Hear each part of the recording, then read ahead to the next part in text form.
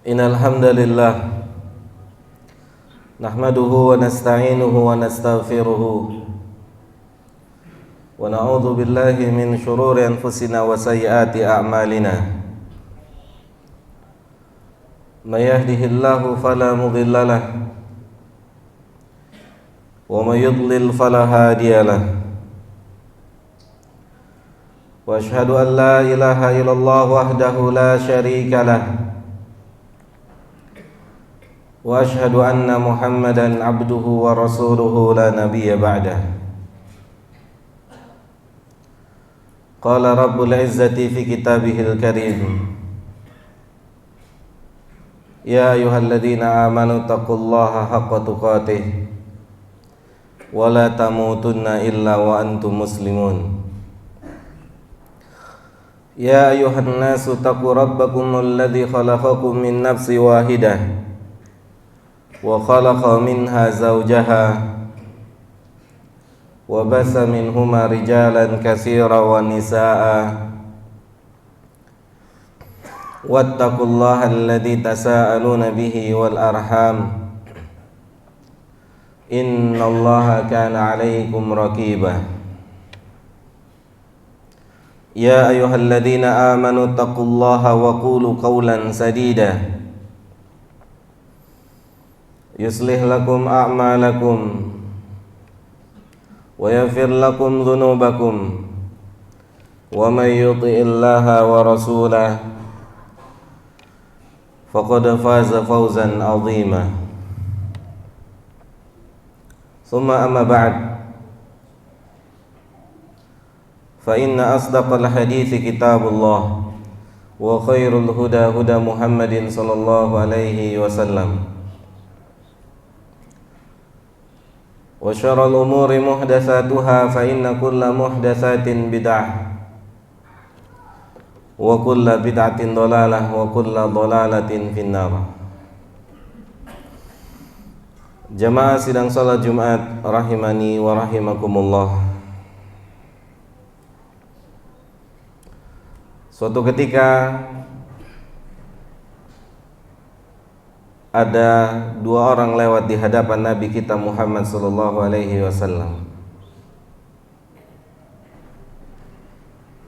dan juga bersama Nabi yaitu para sahabatnya radhiyallahu taala anhum.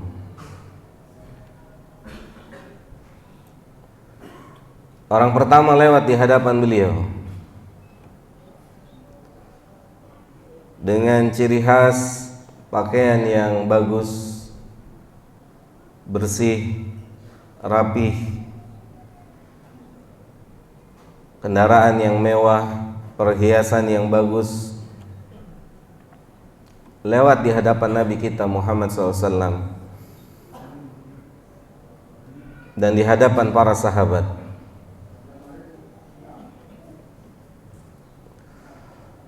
Akan tetapi orang ini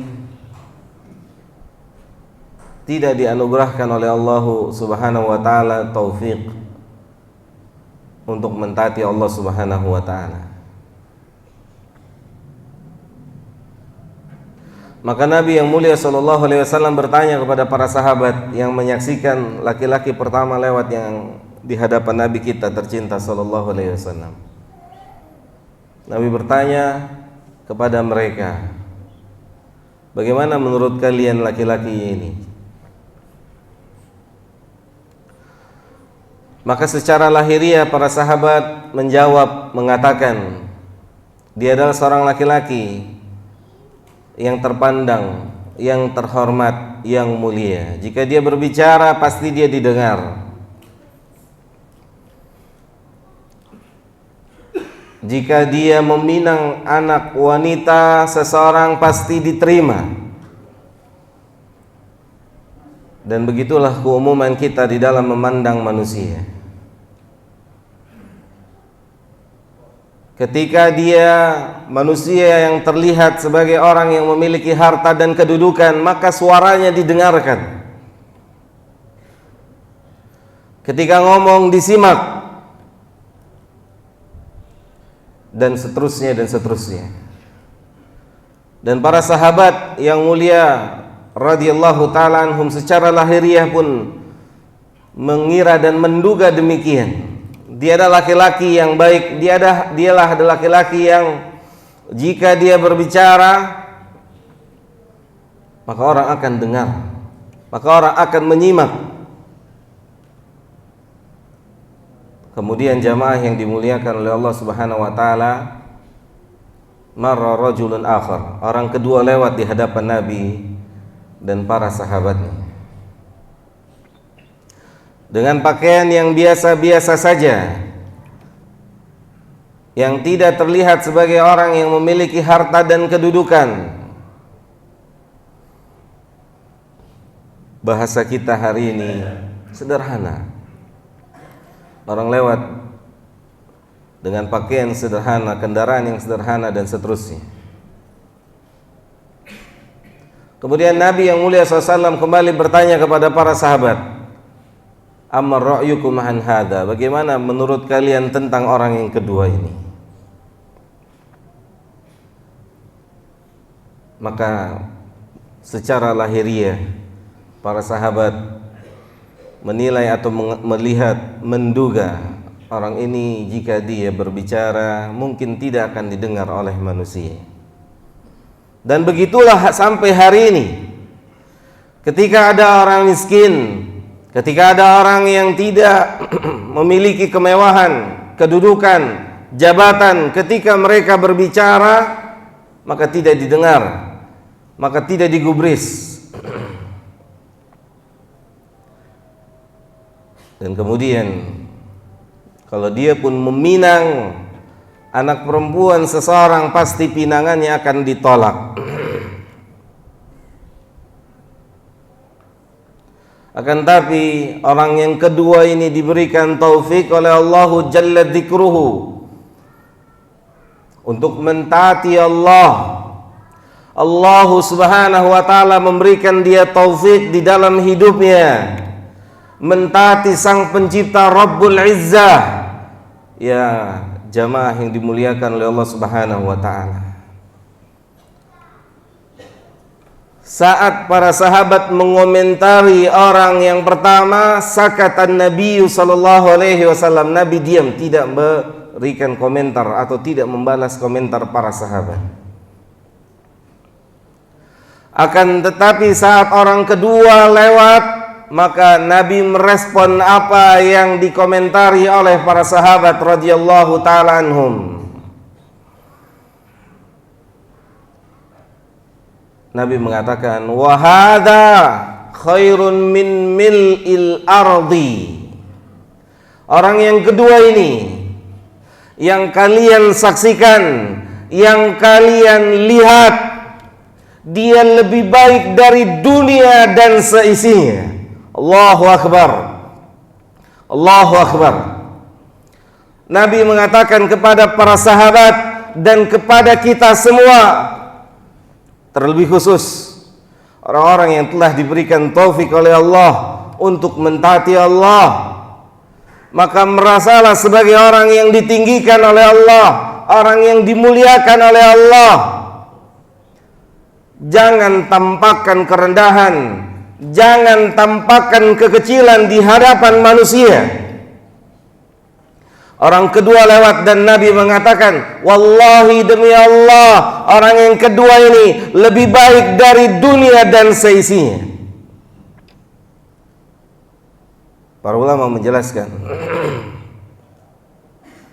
yang menjadi alasan Nabi mengatakan yang kedua lebih baik daripada dunia dan seisinya, walaupun dia adalah seorang miskin, seorang yang tidak memiliki harta, seorang yang tidak memiliki kedudukan, tetapi dia memiliki iman, dia memiliki ketaatan, dia bisa salat 5 waktu tepat pada waktunya.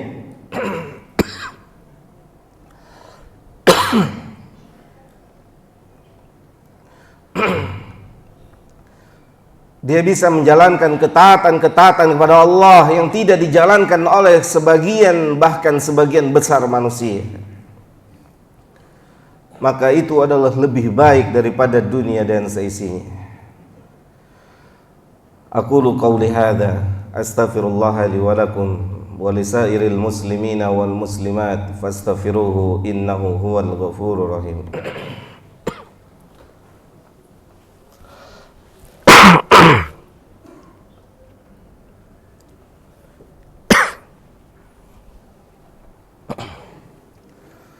Alhamdulillah wassalatu wassalamu atamani akmalani alal mab'uthi rahmatan lil alamin wa ala alihi wa ashabihi wa man sara ala nahjihi ila yaumiddin, amma ba'd. Jamaah yang dimuliakan oleh Allah Subhanahu wa taala, para ulama menjelaskan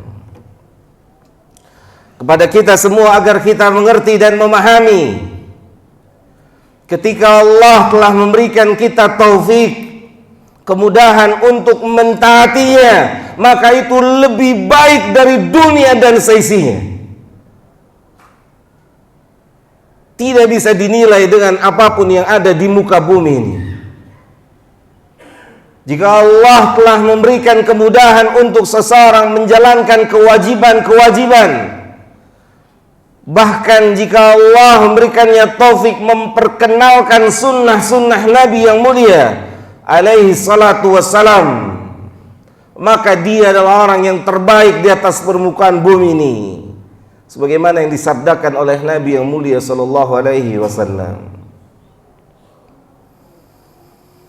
Maka jamaah yang dimuliakan oleh Allah, jika kita berbicara tentang rizki Allah, jika kita berbicara tentang rizki Allah, Fadilatul Syekh Muhammad Shalih Al-Utsaimin rahimahullahu ta'ala, beliau pernah mengatakan, rizki Allah terbesar buat manusia adalah manusia yang diberikan taufik untuk mentaati Allah. Walaupun dari satu sisi rizki yang lain, yakni rizki berupa materi, mungkin dia sudah 1 hari, 2 hari, 3 hari tidak makan, tapi itu semua kecil di hadapan ketaatan yang Allah berikan untuk dirinya. Lihat bagaimana Nabi yang mulia sallallahu alaihi wasallam mendidik hati-hati para sahabat agar tidak menjadikan ujian dunia ini besar. Semua ujian dunia kecil. Salah seorang sahabat pingsan ketika sholat bersama Nabi yang mulia sallallahu alaihi wasallam. Maka yang mulia sallallahu alaihi wasallam bertanya kepada sahabat yang lain, kenapa dia?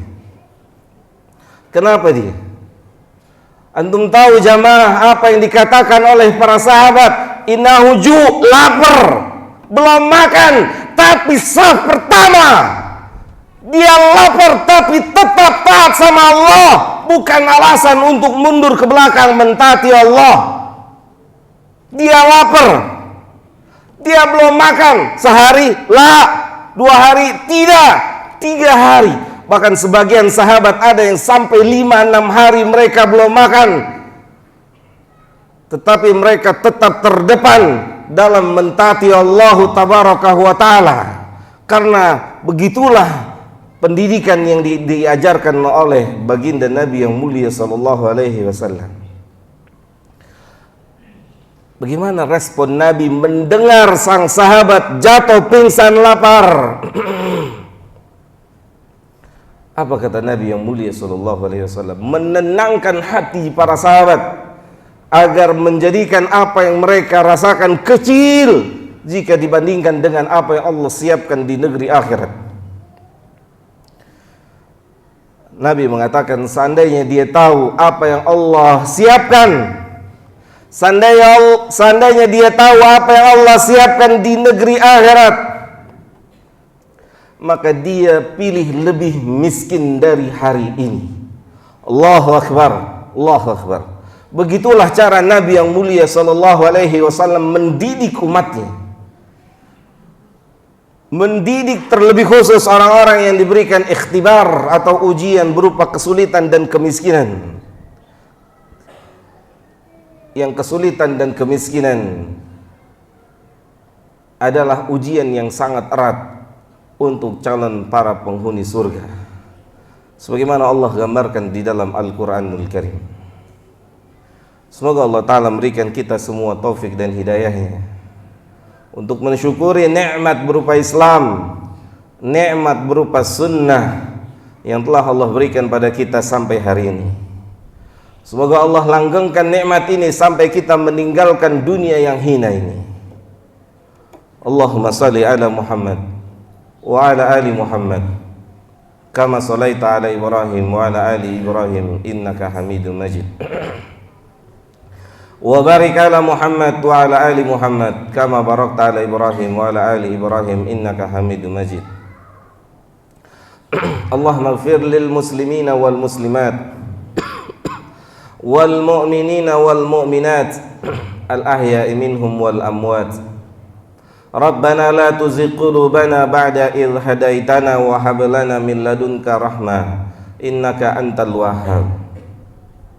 Rabbana zalamna anfusana wa illam taghfir lana wa tarhamna lanakunanna minal khasirin. Allahumma a'inna ala dzikrika wa syukrika wa husni ibadatik. Rabbana atina fid dunya hasanah wa fil akhirati hasanah wa qina adzaban nar. Wa sallallahu ala nabiyyina Muhammadin wa ala alihi wa sahbihi ajmain. Wa akhiru da'wana 'anil hamdulillahi rabbil alamin. Aqimus shalah.